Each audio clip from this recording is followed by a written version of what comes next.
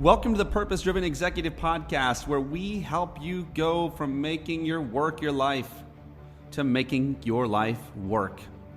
We share true stories, interviews, and experiences that will help you, the hero, in your quest for passion and purpose. Higher purpose, higher productivity. This is the Purpose Driven Executive Podcast. Liz Simpson. Welcome to the show, woman. Before you tell us who you are, Liz, tell us, what do you love? Wow. Well, Donnie, thanks for having me. I'm excited to be here. Gosh, I love life and the pursuit of freedom and trying to get everything that's in me come out of me and manifest before my time on earth is done. Like, I just have a passion for life. Ooh, okay. So I love the fact that you went there. The idea is that all of us have so many things inside of us, right? And the world desperately needs what's on the inside of us to be on the outside of us. People need to hear our song. And Liz, you've done a lot of things. As I'm reading through your bio, as we connected on LinkedIn, it's just like there could be not just a movie, there could be a trilogy at least so far. And you're not that old, but No. but tell me, like how do you connect what you do to what you love? Because I know you're doing some really cool things out there. Yeah, the biggest thing for me really comes to self-actualization and freedom. And so for me, it's been finding my own journey of self-awareness and then helping other people to self-actualize. And so for a while, when I was in sales, it was through, let me help you solve your problems and let me be a good listener and let's have a healthy relationship. And then for a while was helping people with emotional and challenges. And then I came to a point where I realized self-awareness without financial resources is also limiting. So now it's trying to marry the two of helping people have healthy relationships with themselves and others, as well as to what I say, secure the bag. Because with more resources, then we can give more from our overflow and have more freedom. That's kind of how these crazy dots connect in my mind. Yes, I love it. I always say productivity through purpose. You're not really going to have one without the other, are you? No, I've learned that the hard way. So, so right now, I know you do a lot of things. You write, you speak, and I want to hear maybe one of the things that kicked you off into this world because of where you currently serve people in. And so I want to get to the book and really what sparked your book in a moment. But you help agency owners, right, and freelancers to go win more big money business clients. Correct. Absolutely. So I work with business leaders to help them consistently win more business. And so I really believe in the marriage of sales and marketing in today's day and age, and also shoring up your sales or business development skill set, whatever you want to call it, to be more comfortable with that language. But at the end of the day, it's helping them get those resources because far too many small business owners have limited amounts of cash flow as well as a new business pipeline. Mm. And you really, it's like we talk about the idea of purpose. That's at the top of the pyramid. I think it was Freud that said it's hard for a man with a toothache to be in love. And Yeah. if you're in business and you don't have cash flow, if you don't have sales, you have a toothache. You can't be in love. Absolutely agree. So what, like, okay, COVID-19 break here, right? We all have this new reality. And we were talking a little bit about this, I think a week or so ago when we first connected. And, the truth is there's, the wind has changed, right? At least for now, and maybe even, some things, for the future. And by the wind, I mean, like, what are you going to fill your sails with to get more sales? Right? How have you helped people to adjust in this scenario? What have you seen happening both in sales and in marketing and in serving and in business relationships? Yeah, absolutely. So as far as what I teach, it's one of those moments where people are probably seeing some of the things that you and I have been teaching for years are now becoming non-negotiable. So as as the wind has shifted, it has not changed what I teach. It's just what I teach has become more and more paramount. My business has always been a remote digital business. My business has always been rooted in the principles of we have to learn how to leverage relationships and build relationships in a digital ecosystem. You cannot be a savvy business owner in 2020 and use the excuse that you're not digitally savvy. It's like to be a good business owner and to be digital savvy are just synonyms in today's day and age. So you can no longer hold on to that crutch. Sales and marketing must be married. You don't have the resources to waste marketing spend on initiatives that you can't track your client acquisition costs to, or that don't roll up to new clients coming in the door. No matter how comfortable you are, you need some type of mechanism that's continually bringing in new business pipeline so that you have that security. So it doesn't really shift what I teach. It's just making it more paramount. And unfortunately, in addition to now continuing to teach that, it's just holding really a sacred space for my clients who are sometimes like just really hurting. I have some clients who are in industries that at this point are solid and they're more just concerned about how long will this last and will their good, grace last for long. But I have some clients where I'm jumping on calls and it's just devastation. And I used to coach trauma survivors some time ago, and some of these calls just are really reminiscent of that, of just small business owners hurting. So to answer your question, not much of what I do has changed. It's just really being holding a space for my clients who are going through some difficult times.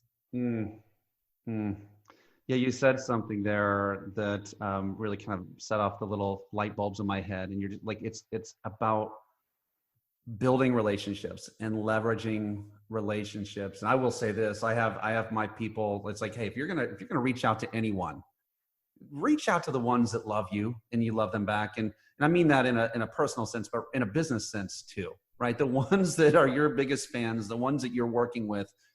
What can you give? What are they going through? How can you be there? Be there as a human. And I believe right now, Liz, that this today is the age of the innovator. Yes. And it is the marketplace of the relationship creator. The sharks are gone. I don't see them doing anything except for maybe some advertising on Facebook or like some of your platforms. They're advertising, but I don't see them doing anything out there that's of deep, meaningful impact. And the crazy thing, I had a Zoom meeting with some other individuals who are heavily into LinkedIn, which is one of my favorite platforms. And when we were talking about innovation, the interesting thing is one of the most innovative things that a business leader can do is to truly let their personal brand reflect who they are. Explain.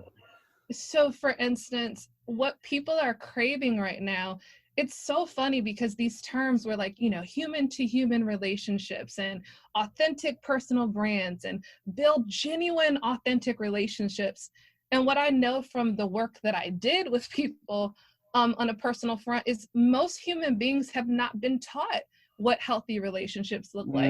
As human beings, most human beings do not know what it means to be authentic. Like, we assume these things are natural, but I know, especially from my generation, I kind of think younger generations have a leg up because my whole professional life, I was groomed to assimilate, to blend in, to play the game, to be the best at playing the game, to be professional meant to blend in and look like my buyer and to be comfortable for them, right? To be palatable. And so what it means to innovate now is to actually break down those walls and to really be more and more of yourself in your marketing and sales activities. So, if I always joke about this, like with some of my clients now, I'll go to lunch with them and we'll have the most vibrant, dynamic conversations.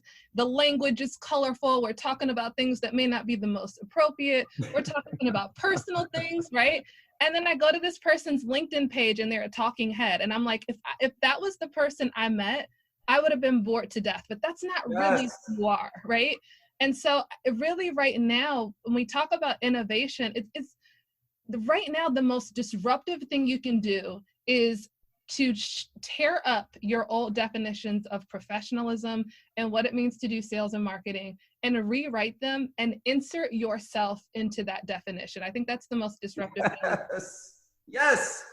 I love it. Like what we're talking about really is the liberation, the emancipation of self, right? It's our uniquenesses that bring us value. And listen, I have been a script robot before. Okay. Guilty.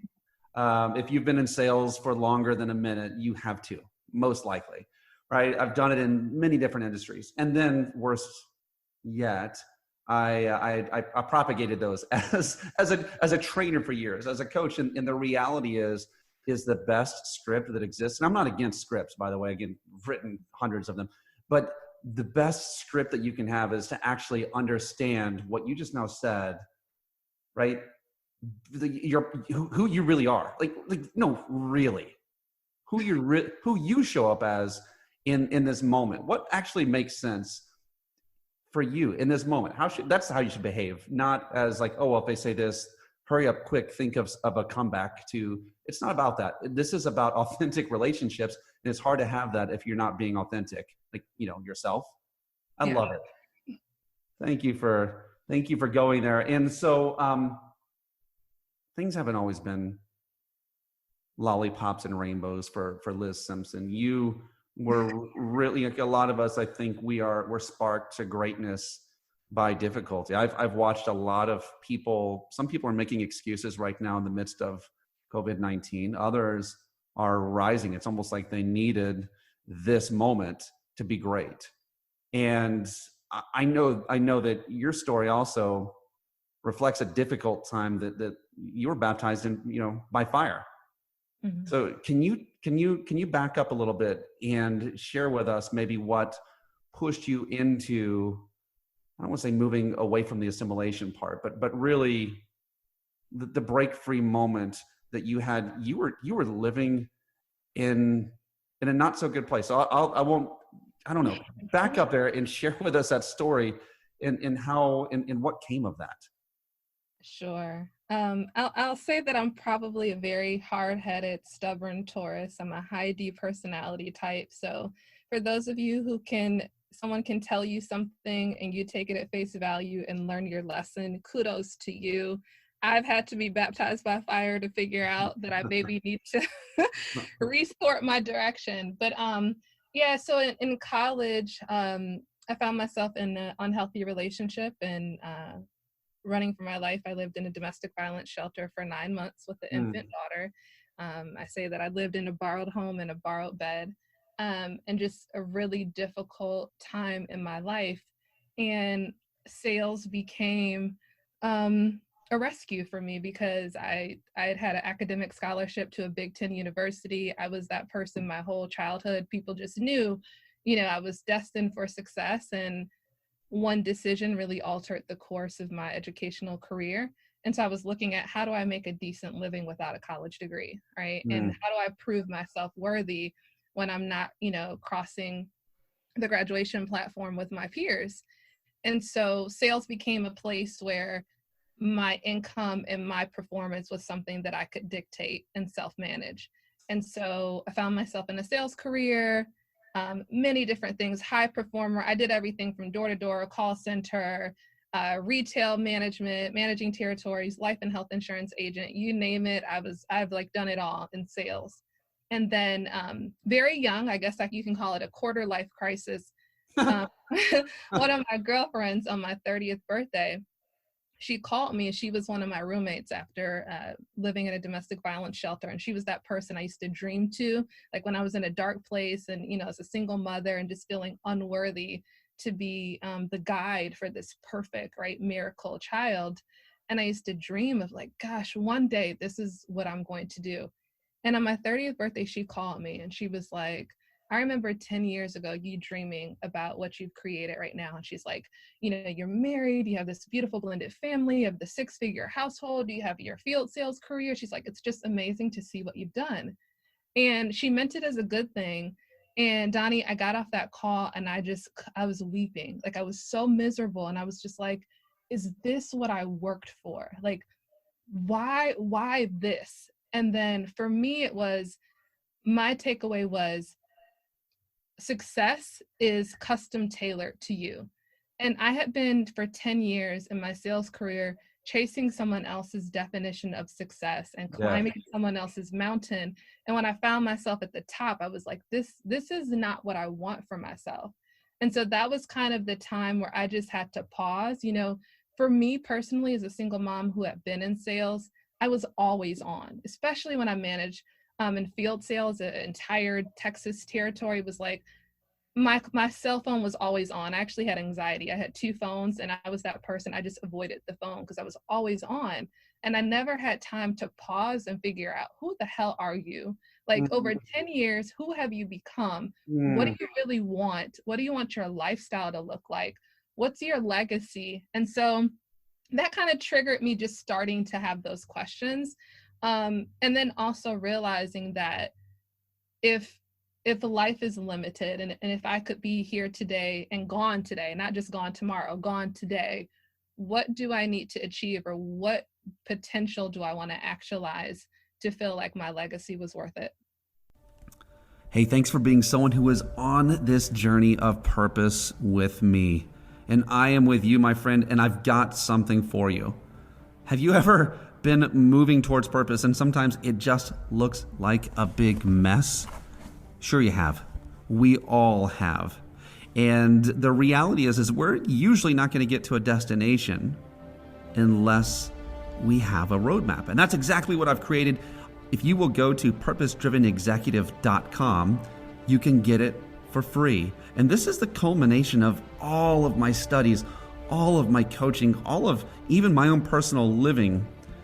And I've created a very visual, very easy way for you to map out your purpose. This is for you. This is for people you're leading. This is for your family. Go on over right now, purposedrivenexecutive.com, and get your free map of purpose. Come on. This is so good. And by the way, listeners, like, slow down for a minute. Realize this, that if you're always on, you're basically in survival mode. And I don't care if your survival is, $1 million plus, per year, big home, cars, it's still survival. If you're always on, you're in survival mode. And that actually competes against you thriving. You actually saying intentionally, here's what I want. And Liz, you did that. And you work with a lot of business owners, high-powered business executives, and a lot of times I'm sure you see, like I see, that they've been like competing in what I call the unwinnable game. Mm-hmm. Right? You're running at a pace that's set by someone else, running towards goals that always change as you reach them. It's a treadmill that doesn't end. How did you, when you saw that, Liz, like, and you said, not what I want, and I'm opting out. Can you talk to us about how did you opt out? Did it start with figuring out what you wanted or didn't want? How did your plan work? Yeah. So again, stubborn, high D personality type. I make decisions in a heartbeat. So once I've made up my mind, that's the easy part, right? It's a living with the decisions. So my first mentor, I believe in mentors and coaches. And for myself, I went to an event, a speaker was there, he was on stage, and he offered a mentorship program. It's a crazy story. I was in a pilot reality show, but for that program, it was mentorship to launch your speaker career and to write a book. And ever since I was a kid, I knew I wanted to write and speak. So as he was talking, there was something inside of me that was like, yeah, I would really be interested in doing that. And so to take on the program, the timing overlapped with my busiest time of year, which was AEP, when I was in Medicare sales. And so with our annual enrollment period, it's kind of like Christmas for a retail business. It's where you pick your year, right? And so I was like, you know what, if I'm going to do this, then I can't do AEP. And so I made the decision to quit my job. Now, no one do this, like, very stupid decision. Not only did I make the decision to quit my job, I was too afraid to tell my husband. And so I remember when I gave the resignation to my sales manager at the time, and he literally was like, "Are you joking?" Like at first he wasn't even going to take it because no one quits before AEP. Like it's like at least work these next 90 days and stack this cash and then quit your job. But no, I jumped off the cliff. That's what I needed to do, or I would have never done it. And so I jumped off the cliff. I left. I hired, I think it was like 4 or 5 coaches at the time. I did everything. Like I had speaker training. I went on spiritual retreats for a week in Joshua Tree, California. Like I had to unlearn everything. I mean, Mm. I consumed over like 60 books in that time frame. We have a Japanese tea garden where I live in Texas. I would literally just go with my MacBook and sit in the garden for a whole day and just think about my thoughts and journal. Like it just sounds very cliche, but I literally checked out for I'd say about a good 6 months. Mm. I'm married. I had 2 kids at the time. I have 3 now. So I mean, I was still having to juggle that, but thankfully with sales, I still had commission and things coming in, and I just had to check out to figure out who I was. I love when you said unlearn everything. So we homeschool, Mm. and we've had our kids in and out of school. We have 8 children. I think I shared that with you. And there was this process when we went on our really began to sell anywhere journey. When I started, we traveled different places every 3 months. But my wife, when we pulled them out of school this time, she started something. Before she picked up a new program, we had pulled them out of school, and we went through what she called deschooling. Yes. And it was the scariest thing for me because like the reality is like, do we want to create the robots that the school was creating? And no offense, listen, no offense to whatever. I was a school teacher. I believe in all that stuff. But the idea is like, we want to create lifelong learners who are self-motivated and self-educated. And so like, how do we do that and school them through the world that we were traveling through? And it actually started with, first off, surrendering what we thought Mhm. was right, surrendering getting not allowing those patterns to be a program running in the background, because if we just picked up another program, we would have run at it with the same mindset mentality. Like the results would have been diminished. Mhm. And by the way, Liz, I'm kind of taking a long path, but I want to exit here and maybe allow you to answer this question. But it's like, I find that most people out there, Liz, are looking for a method. Oh, I want more money. Let me find method. Method is this. I do method. Ugh. But the reality is if you don't actually take the time to go and do what you did, where you decompressed, you unlearned, figure out who you are, what the heck you actually want. And by the way, what we think we want usually is just echoes of what other people have said that we should Yeah. want. Yeah. Figure out what you want, and then like, well, what is it in me? Who are my people that I'm called to, and what are the gifts that are in me? Like all of these, there's all these elements that actually are that are connected to the deeper person, really what we're offering the world. But I guess like as I'm doing that, like, have you also been the person that's gone for method before, mindset, motivation, and all of those, the spiritual parts of that? And then how do you help the business owners that you work with to not just go straight for the method, right? The dash and grab, of our world. How do you help people to actually have change that lasts? That's a great question. So to answer the first part, yes, I was definitely the person who followed method. One of the reasons why I was very successful in corporate was I was highly coachable. I mean, no matter how long I was in sales, you could always mold me, Mm-hmm. meaning that so I would come in, you say, do it this way. Um, I'm initially very, what is the word that they would use? Compliant, right? And Mm-hmm. then once I have it down, then that's when, I'm a rebel without a cause and I'll mold it to how I want it. And so I definitely look for method. Who's successful? How have they done it? Cool. I'm cool with following their method. And then over time, it'll naturally become my own. What's interesting though is as I unlearned everything myself, I was shocked by how much that accelerated my performance. I achieved feats as an entrepreneur that I would never have imagined in my sales career, from deals that I was closing, from people that I was selling to. And it was because I had unlearned how you do one thing is how you do everything. because I had spent time unlearning what I had believed about life and about myself and finding my own truth, I also challenged everything else that was provided at face value. So I was incredibly curious. I say that I inhale books like it's the breakfast of champions. Like, I don't read one book, I read tons of books. I want to read everything that someone has thought so that I can translate it.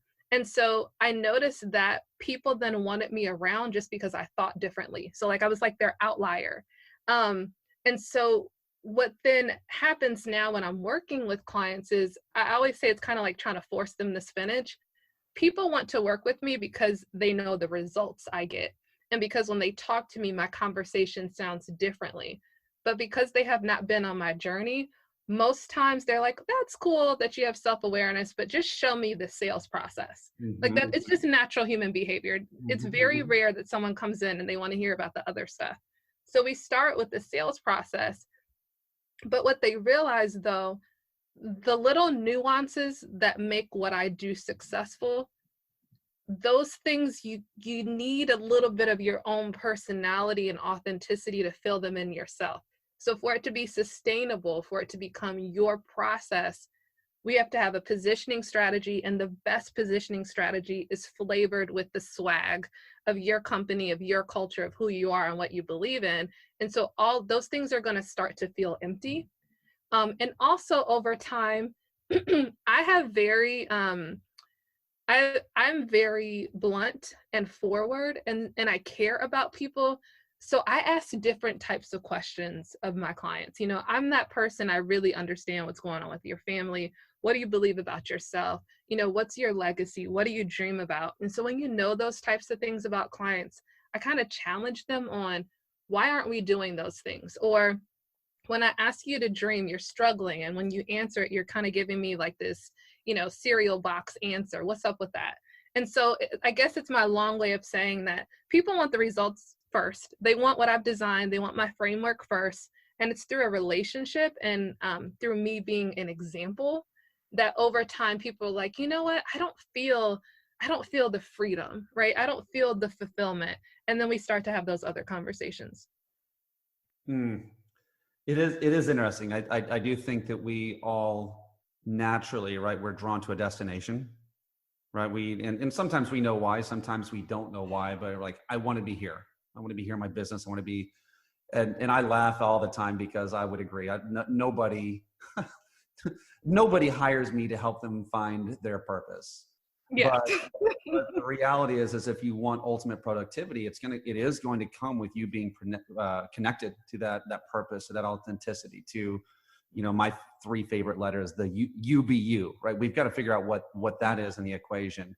And because ultimately in this, and tell me if I'm wrong here, I believe that that's the only thing that is sustainable.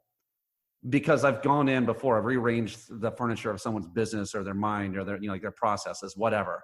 And what ultimately happens is they'll default back to what they already had because they never, I guess, unlearned, right? To go back to your word before. So like, do you like, is that a saying? Like, I don't know, like, is that what's sustainable? Is it sustainable to have something that's maybe not connected to the core of you when it comes to business or sales? It just depends on how large and disconnected someone is from the infrastructure of the company. I feel. I love that you said journey, because one of my favorite quotes that helped me shift my perspective, and I still use it with business owners today. Danielle Laporte says, "The journey has to feel how you want the destination to feel." So if you hate this journey, if it doesn't feel good, don't think you're going to wake up one day and the destination feels any different. And so that's kind of my benchmark, right? It's like, you know, entrepreneurship kicks my butt, but I love it. I have a thirst for it. You know what I mean? And so I love this journey. But there are certain service offerings, don't get me wrong, where someone will show up and I'm like, okay, let me see if I can customize this. And then I'm like, you know what? I hate this journey. Nope. The destination's not going to feel good. I'm not interested. And so that kind of becomes the litmus test for me. But yeah, I do agree that, and that's one of the most frustrating things as a consultant and coach, being a high achiever, is I kind of joke, it's like, when Jordan goes to coach, he's not a good coach, right? Because he's a high achiever and he's obsessed and he wants to be in the game himself. And that's one of the things I've had to challenge myself on in the beginning was, and that's also why when I first started, I did the work. Like, just bring me in, move out the way, and I'll close the deals for you, right? Mhm. And one, that's not sustainable. But then two, I realized, okay, I'm handicapping people because I'm not teaching them the tools, and this isn't sustainable once I leave. But Mhm. then now, to your point, that's the other part of the equation, is that if you're not building something that's in alignment with where you really want to be, no matter how much you invest, no matter how much we fine tune this thing, it's still not going to be sustainable if it's out of alignment with who you are. Now, there are some people who just want to build something to exit it. And that's when I would say they're just like, whatever, let's fine tune it. Let's bring in certain players and I just want to exit. And if that's your goal, that might work. Okay. Yep. Nope. I would agree with that. That is I'm on my third page of notes already. This is so awesome. It's funny because the real reason why I do this podcast is so that I can get a free session with someone really cool. I'm not gonna lie, I get to hang out with cool people. So I'm gonna go into really just the practice, the practical part, and we'll do a little bit in sales, a little bit with leaders, but I want to stay in the same zone here where we're at. Mhm. I'm a leader, right?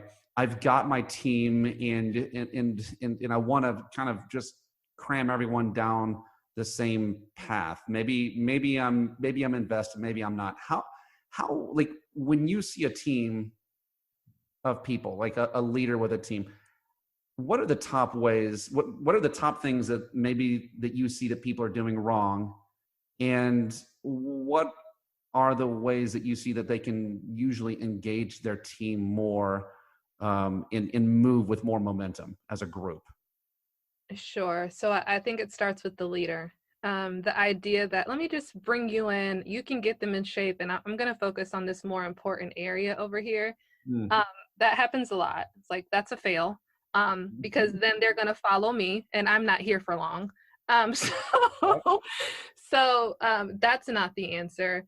So one, it's really working with the leader and making sure they have a sound strategy. I'm very strategic. I'm obsessed with strategy. I was on a call with someone who follows me for a while, and she said, one of the things I love about you is your systems have systems. Like, you know, like I have a framework for everything. I'm very strategic. Um, if someone tells me, like, I'm like, why are we doing this? And so that's one of the first things is, what's the strategy? Why does it matter? Make sure you're clear on that strategy. Make sure we communicate that strategy because most leaders are not communicating enough. Communicate that strategy to get the buy-in.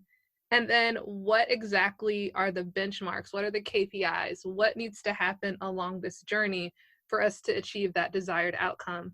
And I have to say, Donnie, I wish I could say it's more complicated than that.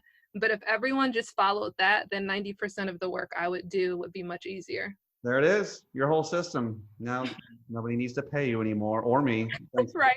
Both out of work, Liz. You gave away the secret. Man. That's a life in leadership. That's so true, though. That's so true. And I think the idea, right, is to your point, even like the lesson you learned as an entrepreneur leaving corporate America, is that you want to create a system. You don't want to be the system. And do you find a lot of leaders living in that world where they don't necessarily trust and let go and delegate or allow other people to move into the zone of hero? Yes, and I give them credit. So a lot of my clients, I work with small business owners. I work with larger clients too, but I admit I have a passion for a smaller business owner. So, they might only be doing a few million, and I call that the messy middle. Like, Mm. I want to breathe. I know I'm drowning. I want to delegate, but they're caught up in the doer seller of, how do I delegate when I'm also client facing, I'm bringing in business, my reputation's on the line. So it's like this desire to, but they literally just cannot wrap their brain around, how can someone else do this? And one of my, I spent over 13 years in corporate sales. I could definitely have on my bio how I closed hundreds of millions of dollars in my sales career, but I just think that's, frivolous, honestly. And so one of the things I use is that I helped one small business owner close $2.3 million in 18 months. That was a very small business. I'm very proud of that. She'd had that firm for over 20 years, built her name, and her fear was she was a celebrity in her niche. She had books and everything. And she thought, no one else can sell for this business but me. Mm. I'm the person they trust. No one else can have these relationships.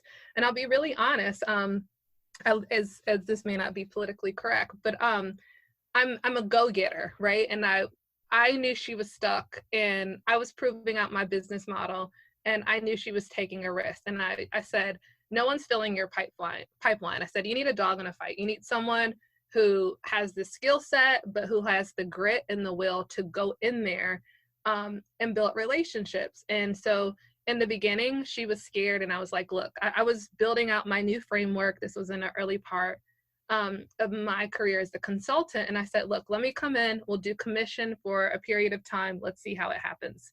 And to connect it to your remote life too, the reason why I was willing to do this is my third child, I was pregnant with my baby.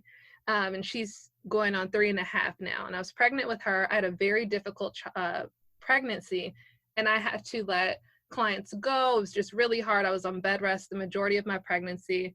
And so now I'd had this baby and I was like, what am I going to do? Actually, no, I was pregnant at the time when I propositioned this to her. So she was like, cool, come in and do it. So, built my system. I was like, cool, this is the perfect test for my system. And so I was literally at home in my office with the newborn, still breastfeeding and selling to CEOs and asset managers of large firms on the phone, them Nice. not knowing I literally have this newborn on my lap that I'm breastfeeding as I'm doing, Well, right? awesome. I'm proposing on Zoom, I'm closing deals, and I closed $500,000 for her in new business within the first 90 days of doing that from my home, breastfeeding my baby. And I was just, and that was miraculous for her. She was like, in 20 years, no one's come in and been able to do anything. And so that's what I use as kind of my proof of I came in where there were no systems, where there was no proof, where someone thought the only person they could sell was their face, and sold into, honestly, an industry that I really didn't have a background in. I was learning everything as I went and closed deals. And sometimes that's what entrepreneurs need. And no, I do not do commission only engagements anymore. I've graduated myself, so please don't call me about that. But sometimes it takes someone to see proof of someone else can do this. I can move out of the way. And I believe the true merit of leadership is how many leaders you've developed. And that's really the mindset that a lot of entrepreneurs just need to take on. Love it. That is so cool. All right. Take us into, I'm going to go into Liz land. Okay. You are one of, you rock LinkedIn. I mean, let's be honest, right? You do. What should people be doing right now? So I want, if I'm a salesperson or I have a sales team, what should I be doing right now on LinkedIn? Sure. Everything. So the frame, so speaking of systems, my system is prospects only care about outcomes. Yes. So that P, if we were to go in sequential order, that first P really stands for positioning. So the most important thing, and where I feel like 80% of businesses get this wrong, is their positioning is not clear enough. They're not niched enough. They don't understand their buyer well enough. They do not have messaging that really resonates with their buyer, and that's more casual language. So first is positioning. Who do you serve? How do you qualify and quantify the cost of the status quo for your buyer? What's happening in their world? And then how do we take that language and make it really useful, casual, conversational vernacular and questions for our buyer? So that's one. Then once you have that, that should be the documented strategy that aligns both sales and marketing. So sales and marketing both need to use that language. Then we want to optimize your LinkedIn profile. So you got to have that positioning nailed down first. Then from there, it's optimizing your LinkedIn profile. It should not sound like a resume. It should speak to your ideal buyer. It's SEO rich. We don't have time to go through all this, but make sure you're optimizing every client-facing team member's LinkedIn profile to speak to your ideal buyer. Then from there, the C is for cadence. So then we want to develop a cadence for how we're creating relationships and creating opportunities. So, and that's not like the spamming, I'm selling someone on message one, Yes. It's really about, okay, who are my buyers? What are they concerned about? What do I have to offer of value? And when someone reaches out to me and connects with me on LinkedIn, or when I connect with someone new on LinkedIn, how can I use video to say, hey, happy to connect with you. Let me know how I can be a resource. Or if you have value to offer someone, say, I have this, are you interested? One huge mistake is people say, I have this webinar, here's the link. Like, I didn't ask you for that, so I don't value it. Ask and then wait for them to answer. And if they say, yes, I'm interested, then send that over to them. Oh, so good. That's such a little nuance, but it makes a huge difference. I can't hear it does. It makes a huge difference. And then amplify is then really looking at your content. So once we've done the positioning strategy, it's really about aligning our sales process with the buyer's process. So what are the questions that they're asking? And this is perfect for people who really actually sell, because all you have to do is look at your notes from sales conversations for what they're asking, what you're providing them, and now just systematize that. And so amplify is really about our content strategy. So what type of content are we posting? So on LinkedIn, if you post 20 times a month, you're ahead of the curve. Only 1% of people are consistently posting on LinkedIn, which is why the algorithm is second to none. So that's the thing, is really developing thought leadership and being known as a subject matter expert instead of a salesperson. If you're a salesperson or a business development professional, I would not use that on my language on LinkedIn. The only reason I use it is because I'm selling sales services to non-sales people, right? But if I was a salesperson, my profile would not read salesperson and how I crush quotas and I'm just like, that would not be what my profile speaks to, because that's not what my buyer's trying to hear. And then the final, go ahead. What would you say if you're a sales or a BDR? I would speak to the problem that my buyer's looking for. So what are they looking for? What problem are they looking to solve? And I would really position myself as the problem solver for that. Really almost like a consultant, if you will. So I would want to be really a wealth of knowledge on that problem, publishing content about new insights on that, books that I'm reading. I would really be a trusted resource for whatever that niche problem I solve. So good. That is so good. Well, Liz, this has been so much fun. I literally could go for a whole nother hour. And so we need to, there's no question. Can you give us just one final little shot in the arm on the way out to tell us why it's okay now? Like why things are good right now?